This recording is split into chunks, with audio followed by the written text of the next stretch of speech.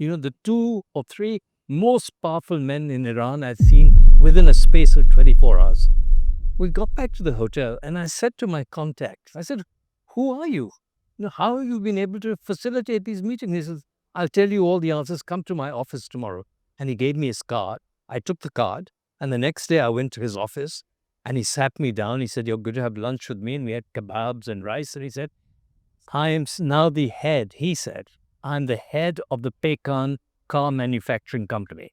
Pekan is an Iranian car made under license from France. And he said, we're starting a new office in Algiers. And I want you to be the head of the office.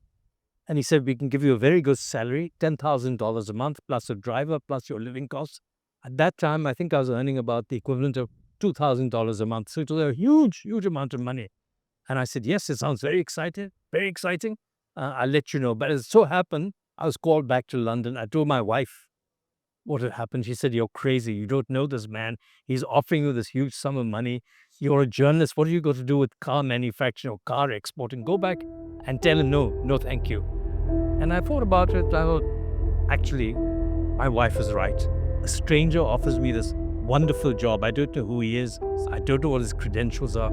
So I went back to see him on this next visit to Tehran. And I went to his office. I had the address.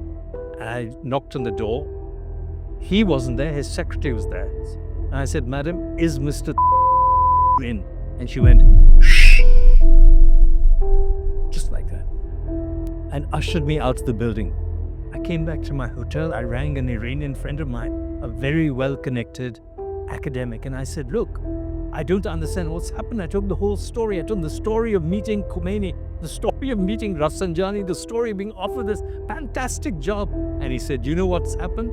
He said, you have been in contact with the Iranian Secret Service, what we call the Ettela'at. They were testing you. They want to see if they could use you.